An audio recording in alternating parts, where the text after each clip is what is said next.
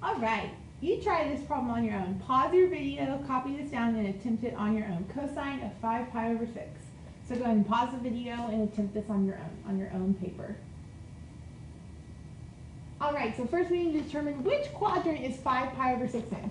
Pi over 6 is 30 degrees times 5 is 150 degrees. That's a really ugly 0. 150 degrees would put you right here. So here's 30 degrees. This is 60. Across from the 30 is 1. Across from the 60 is negative root 3. It's negative because you're to the left of the y-axis, and across from the 90 is 2. So looking for cosine of 5 pi over 6, which would be adjacent over hypotenuse. Adjacent is negative root 3. The hypotenuse is 2. And this makes sense because if you think about all students take calculus, only sine is positive in the second quadrant. So it is correct that our answer is negative because cosine is negative in the second quadrant. All right, let's keep rocking and rolling. Our next example is secant of 5 pi over 4. So first we need to think about which quadrant is 5 pi over 4 in. This would be in the third quadrant. And this is 45 degrees. So this would be 45 degrees. 5 across from the 45 is 1. Across from 45 is 1. Root 2. But these are both negative. And secant is the reciprocal of cosine. So it's going to be hypotenuse over adjacent. So the hypotenuse is root 2. Adjacent is negative 1, which is negative root 2.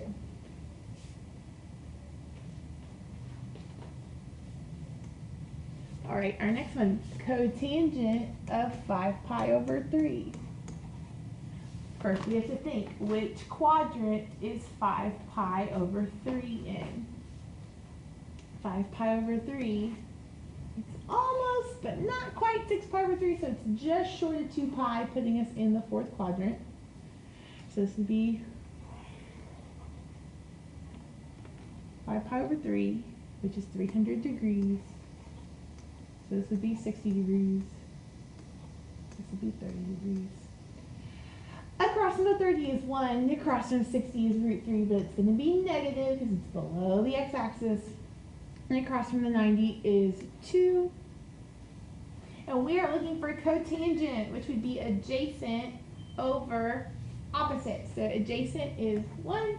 Opposite is negative root 3. I can't leave a radical in my denominator, so I'm going to have to rationalize it. So I'm going to multiply by root 3 over root 3 to get my final answer of negative root 3 over 3.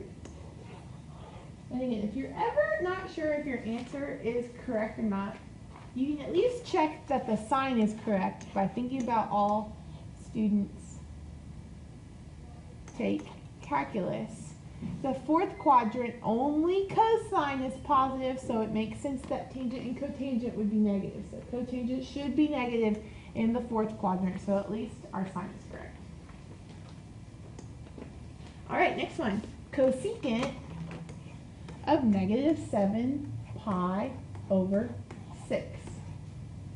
All right, so our angle is negative, so we're going to have to go in the clockwise direction as opposed to the counterclockwise direction. So we start at 0. We know negative 7 pi over 6, which would put us up here in the second, whoa, that should be my eraser, in the second quadrant. This is 30. Sorry, this is negative 210 degrees. This would be negative 180. And then you have 30 left over. So okay, across from the 30 is 1. Across from the 60 is root 3, but it's negative root 3. And across from the 90 is 2. And we are looking for cosecant of this angle. So cosecant is the reciprocal of sine. So we're going to do a hypotenuse over opposite. So 2 over 1, which is 2. Thinking about all students take calculus in the second quadrant. Sine is positive, so that makes sense that cosecant, which is the reciprocal of sine, would also be positive. So 2 is your final answer.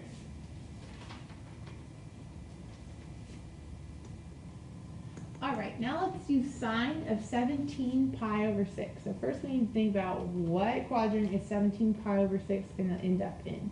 Well, this is way over, 12 pi over 6 would be 2 pi, so 1 complete revolution. So after you do 12 pi over 6, you're still going to have 5 pi over 6 left over to go, which would put us in the second quadrant. So this would be 5 pi over 6. And so we'd have pi over 6 left over, which is 30 degrees. So this would be 60.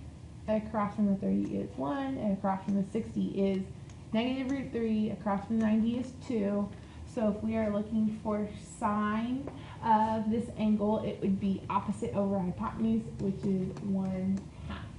So the trickiest part about this problem is that 17 pi over 6 is more than 1 revolution all the way around. So it's 12, you can think of 17 pi over 6 as 12 pi over 6 plus 5 pi over 6. So this is 1 complete revolution.